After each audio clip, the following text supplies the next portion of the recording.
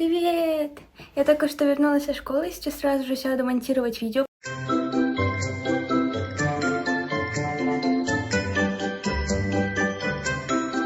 Потому что сегодня утром мне наконец-то поставили интернет, Wi-Fi в мою квартиру, и я смогу заниматься делами, фотками и, короче, опять публиковать что-то в соцсети.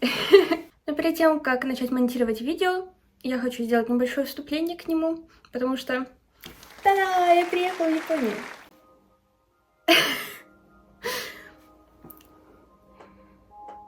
Сообщение на улице о том, что сейчас наступило 5 часов вечера. Возможно, многие из вас уже знают об этом благодаря моему инстаграму, твиттеру или телеграмму, или где вы еще следите за мной, потому что на YouTube я ничего не писала. Чичи. Да, и, конечно же, я перевезла своих котов с собой. Это было делом первоочередной важности. Из-за того, что я давно не записывала... Да, господи. Всем нужно подрать когтеточки. Тогда, когда я пришла. Очень надо. Из-за того, что я довольно давно не записывала никаких влогов, блогов и, в принципе, разговорных видео, мне было очень неловко разговаривать на камеру на людях, в аэропорту, на улице, поэтому я все снимала молча. Вот, я дополнительно еще сейчас запишу озвучку, но что-то по чуть-чуть я буду показывать и рассказывать о том, как я добралась, и отдельно я еще собираюсь снять дополнительные видео про переезд с животными, какие документы я собирала и сколько времени для этого потребовалось, про квартиру и школу, вот, и, в общем, всякие такие штуки, вот.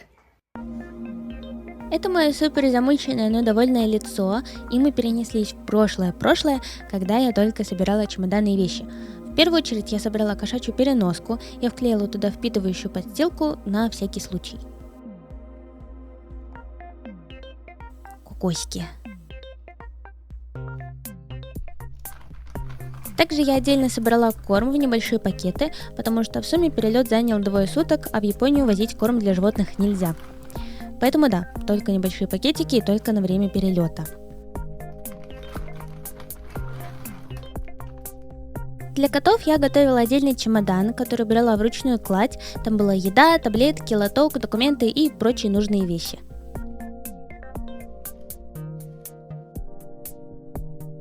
Пока едем до аэропорта, вкратце расскажу, что именно я собрала для переезда.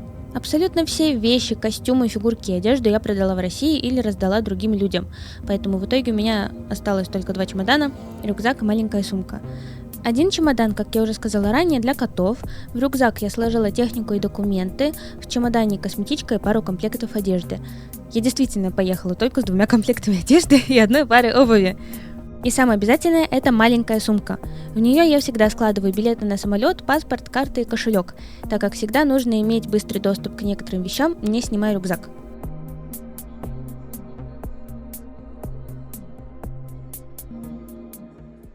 В общем, я распланировала все по таймингу, когда их кормить, и после этого нужно давать успокоительные. Поэтому мы вот сейчас остановились, и я им давала вот всякие штучки. Простой корм я немного побоялась давать, что вдруг они не будут есть, поэтому давала всякие вкусняшки, если я их сейчас найду. Вот такие вот, в тюбиках. Вот, они поели, после этого где-то через 1,5 часа нужно будет давать вот такой вот экспресс и успокоин. Посмотрим, как он работает. Их нужно будет дать сегодня перед вылетом в Стамбул и завтра перед вылетом в Токио. Лапуси. Лапочки-лапуси. Такие они, конечно, очаровательные, хорошие. Хи-хи-хи.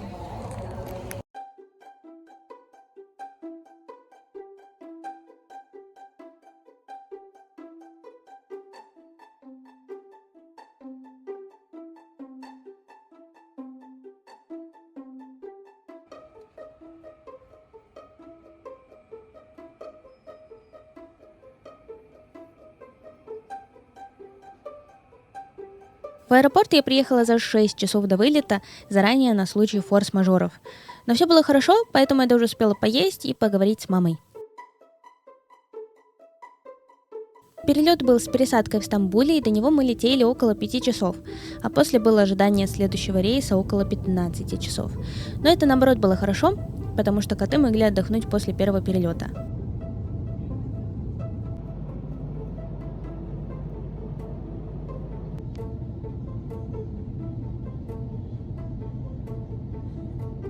Мы остановились в отеле в аэропорту, котики отдохнули, поели, поспали, и я дала им вторую дозу успокоительного. Это что? Это туалет. А это? Это душ.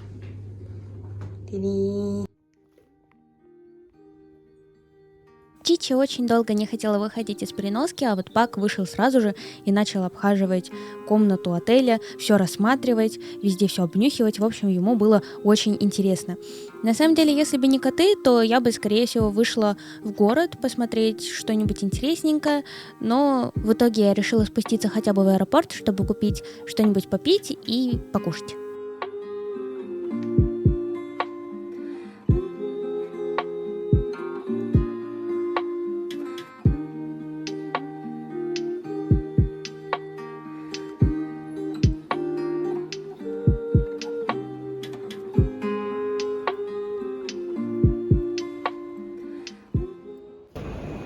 Тут продают оливье, русский салат. Шла я, короче, издалека.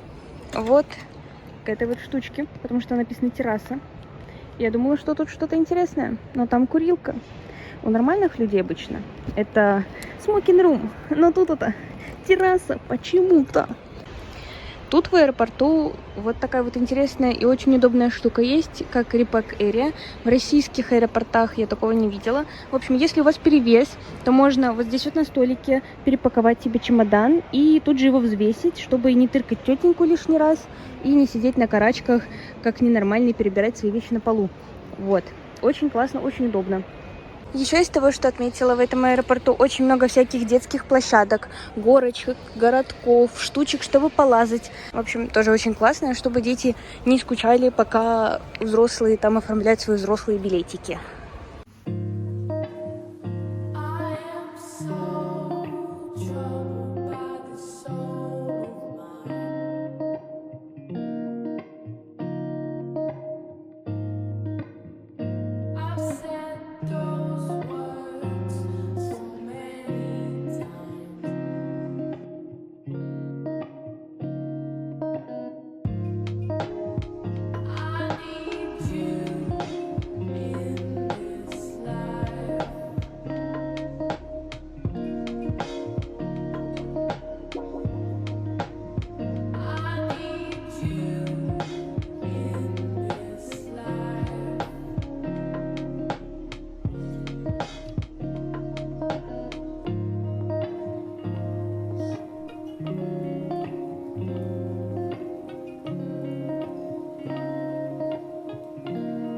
Следующий перелет до Японии уже занимал 9 часов. Коты вели себя спокойно, но я очень переживала за них.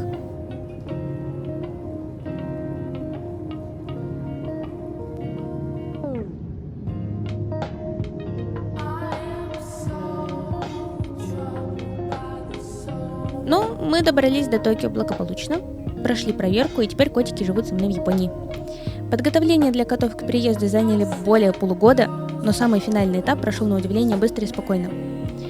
Вот такой путь у нас был. Кстати, самое первое место, куда я пошла, когда только приехала, это Суширо, потому что у них там есть очень вкусные суши с сыром, с лососем и сыром. Это очень вкусно! Вроде бы я все рассказала, ничего не забыла. Если вы хотите увидеть от меня какой-то контент или же чтобы я вам еще что-то рассказала, можете написать об этом в комментариях. Я постараюсь их прочитать. В дальнейшем в моих планах опять начать снимать различные видео с мероприятий в Японии, кафе, коллабораций и прочих таких анимешных гиковых штук, а также чуть-чуть попозже, когда я наконец-то уберусь в своей квартире, потому что я выбросила еще не до конца мусор, так как выброс мусора должен быть по дням недели, и иногда я просто про это забываю или же забиваю. В общем, когда я закончу с квартирой и с уборкой квартиры, я хочу заснять рум-тур. Я тут вроде бы пыталась все красивенько обставлять, так как мне хочется, потому что квартиры в Японии сдаются абсолютно пустыми, а мне же это было, наоборот, плюсиком. Большое спасибо, что посмотрели это видео. Напоследок хочу напомнить, что обязательно пишите в комментарии, какие видео вам были бы интересны от меня, какой контент было бы интересно посмотреть и все в таком роде. Все. Всем пока-пока!